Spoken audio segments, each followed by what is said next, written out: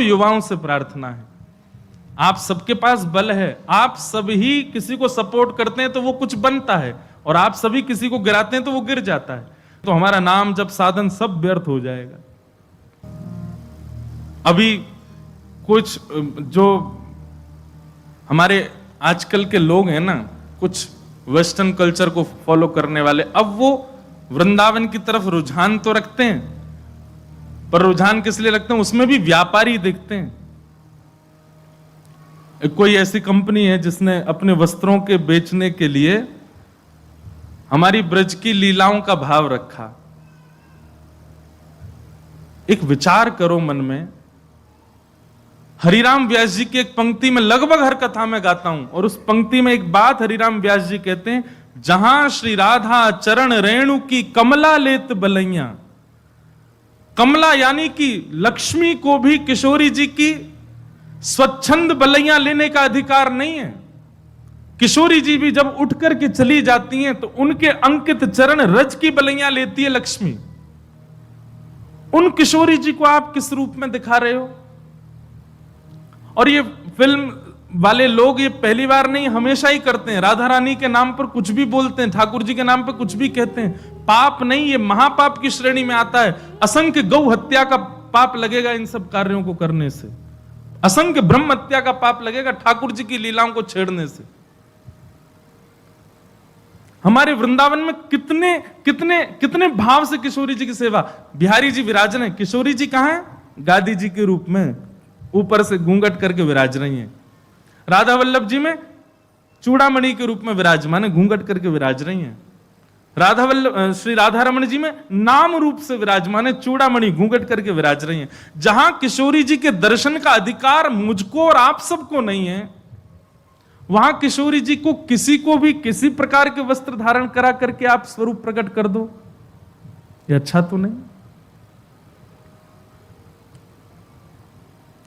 और केवल वैसे तो कभी लीला सुनी नहीं, वैसे तो कभी कथा सुनी नहीं, वैसे तो वृंदावन भी नहीं आए हैं कभी, किशोरी को जाना नहीं, सखियों को जाना नहीं। उनसे पूछ लिया जाए कि अष्ट सखियों के नाम ही बता दो, नहीं जानते। अष्ट सखाओं के नाम ही बता, केवल अपने व्यापार को बढ़ाने के लिए किशोरी जी और ठाकुर जी के भावों को ले रहे हैं।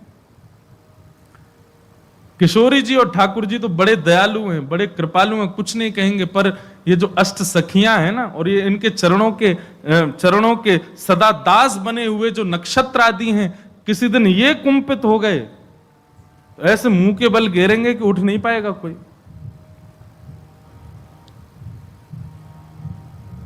हम प्रार्थना ही कर सकते हैं कि भैया इस प्रकार की ठाकुर जी के भावों को छेड़छाड़ मत करो। हमारे वृंदावन में 40-40, 50-50, 60-60 साल व्यतीत कर देते हैं महापुरुष। मधुकरी पाते हैं, यमुना जल में स्नान करते हैं, सर्दी गर्मी कुछ भी हो फिर भी भोर में मंगला करने के लिए जाते हैं। इतना शुद्ध भाव ठाकुर जी और किशोरी जी के प्रति रखते हैं, तब भी जाकर के राधा तत्व को पहचान नहीं पाते। और आप लोग कभी कथा नहीं सुनते, कभी लीलाएं नहीं जानते, कभी वृंदावन नहीं आए, और सीधे केवल अपनी वस्तुओं को बेचने के लिए ठाकुर जी का आश्रय लेते हैं। जितने भी युवा श्री किशोरी जी के आश्रित हैं, जितने भी युवा वृंदावन से जुड़े, बड़े बूढ़ों को हम तंग नहीं कर रहे, युवाओं से कह रहे हैं, जितने भी युवा वृंदावन से जुड़े हैं, जितने भी वृंदावन के भाव से जुड़े हैं, वृंदावन का प्रसाद एक बार भी जिह्वा पर धारण किया है, किशोरी जी का नाम उच्चारण करते हैं, उर्धपुंड ब्रजरज अपने माथे से लगाते हैं, सब लोगों से हमारी प्रार्थना, आपका नाम जप, आपका व्रत, आपकी एकादशी, आपका वृंदावन आगमन सब व्यर्थ हो जाएगा यदि इसका विरोध नहीं किया तो। किशोरी जी के भाव में सब लोग आगे आइए। कुछ दिन पहले भी विवाद हुए थे, परंतु ये ज्यादा है। ये नहीं तो हमारे फिल्म जगत के लोग तो कभी भी कुछ भी करते हैं, राधा रानी पे ऐसे ऐसे फूड़ गीत भी बना देते हैं, उनके स्वरूप को कुछ भी दिखाते हैं। हम सत्य बताएं, मंच से पहली बार कह रहे हैं, आज तक श्री रामानंद सागर जी के द्वारा बनाई गई रामायण और पुरानी जो महाभारत थी उसके बाद जितने भी राधा कृष्ण या कोई भी ठाकुर जी के नाम से सीरियल भी बने हैं ना, किसी में रुचि नहीं आई आज तक, क्योंकि वो रूप आया ही नहीं जो आना चाहिए था। और हम एक और घोषणा करें, जैसे भक्ति पथ है ऐसे भक्ति पथ हम तो प्रयास कर रहे हैं अपनी तरफ से जितना हो सके। आज इतने युवा बात मानते हैं, एक बार कुछ भी कहते हैं फॉलो करते हैं तुरंत। सब युवाओं से प्रार्थना है, आप सबके पास बल है, आप सभी किसी को सपोर्ट करते हैं तो वो कुछ बनता है, और आप सभी किसी को गिराते हैं तो वो गिर जाता है। कम से कम दुनिया को कुछ भी करने दो, ठाकुर जी की लीला, ठाकुर जी के भाव, ठाकुर जी के स्वरूप को यदि कोई इस प्रकार से दिखावे तो उसके आगे हाथ भी नहीं जोड़ने, उससे प्रार्थना भी नहीं करनी, उससे जिज्ञासा भी नहीं करनी, सीधा उसको नीचे गिर दो, नहीं तो हमारा नाम जब साधन सब व्यर्थ हो जाएगा। इसलिए भैया आप सब युवा जागृत होइए, इस विषय पर थोड़ा ध्यान दीजिए। कुछ दिनों के अंदर अगर ये नहीं समाप्त होता है तो फिर इसके लिए कुछ और नियम कड़े वृंदावन से उठाए जाएंगे, किया जाएगा कुछ ना कुछ, क्योंकि ये स्वीकार तो नहीं किया जाएगा लंबे समय तक।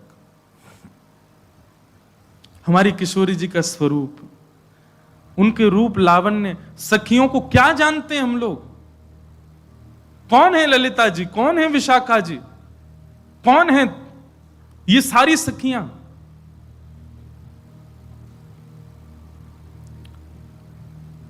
ये सब ऋषि मुनि महर्षि ना जाने कितने वर्षों की तपस्या करते हैं, तब जाकर के इन स्वरूपों में आकर के ठाकुर जी के साथ विहार कर रहे हैं। इसीलिए भय लगता है अधिकतर ठाकुर जी की रास लीलाओं को मंच से बोलने में। क्यों? क्योंकि हम लोग इस प्रकार की छवि बना लेते हैं।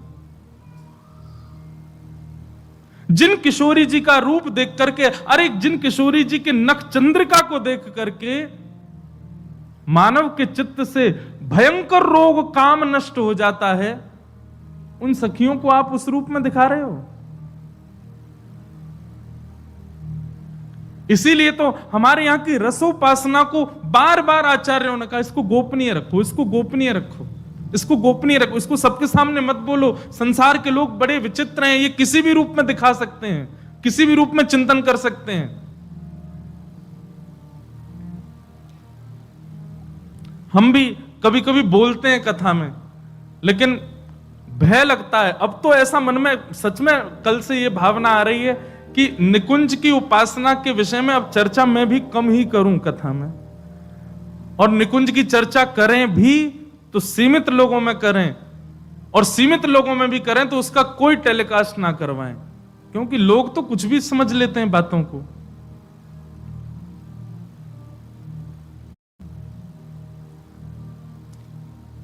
इसलिए भैया जितने भी युवा यहां सुन रहे हैं या लाइव में सुन रहे हैं या कहीं भी सुन रहे हैं, पूर्ण विरोध कीजिए। ये जो भी ब्रांड है या जो भी लोग हैं, जो भी इस प्रकार के ठाकुर जी के रूप पर, नाम रूप लीला और धाम, इन चारों पर यदि कोई भी दुष्प्रचार दुष्प्रभाव करे तो अपने माथे का तिलक मिटा दीजिएगा, अगर आप उसको ना रोक सकें तो।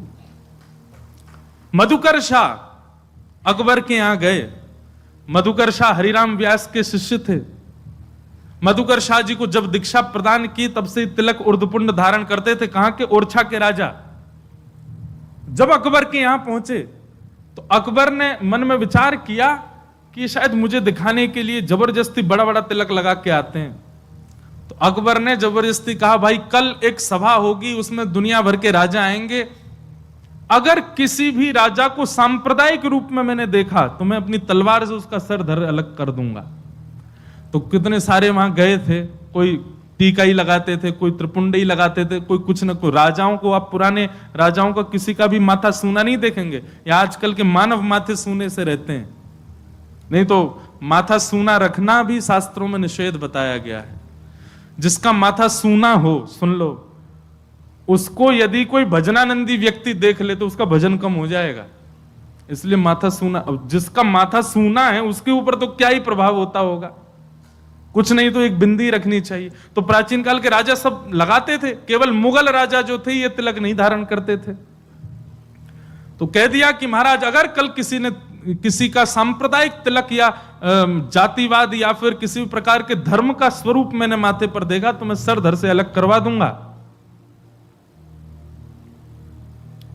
डर के मारे कई राजाओं ने अपना तिलक उतार दिया। दूसरे दिन सभा में बिल्कुल महाराज साफ माथे से आए, लेकिन मधुकर्षा और दिन से भी भारी और मोटा तिलक लगा के आए। और जैसे ही आए तो राजा ने भी स्पष्ट मधुकर्षा को नहीं कहा, बोले मुझे कुछ लोग दिख रहे हैं तिलक धारण करके आए हैं,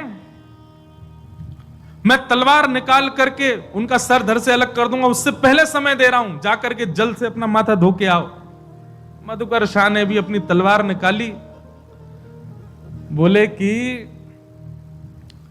जब तक तिलक मस्तक पर है तब तक तो तेरी तलवार मेरा गर्दन छू नहीं सकती, तिलक मिटने के बाद तेरी तलवार जरूर मेरे गले तक आ जाएगी, तो राजा भूल जाना कि तुम मेरा गला सर धड़ से अलग कर दोगे।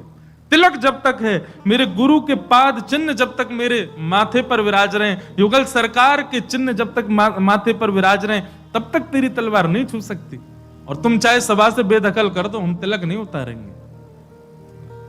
माथे पर विराज रहे तब तक तेरी तलवार नहीं छू सकती, और तुम चाहे सभा से बेदखल कर दो, हम तिलक नहीं उतारेंगे। पूरी सभा में मधुकर्षा तिलक में ही बैठे रहे, राजा की हिम्मत नहीं हुई कि उनको ऊपर प्रहार कर सके। तो तिलक है, नाम है, लीला है, रूप है।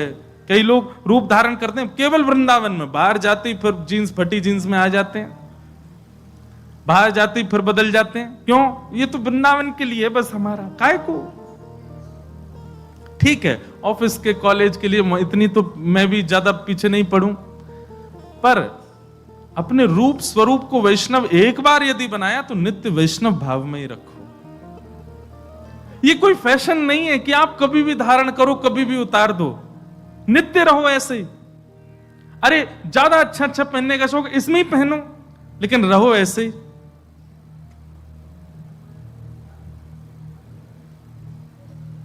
इसलिए भैया इन कुछ बातों पर ध्यान रखो और इसका पूर्ण विरोध करो। कुछ दिन में अगर ये चीज समाप्त नहीं हो तो फिर हम कुछ और बताएंगे क्या करना है। तो इस बार की राधाष्टमी खूब भाव से मनाओ।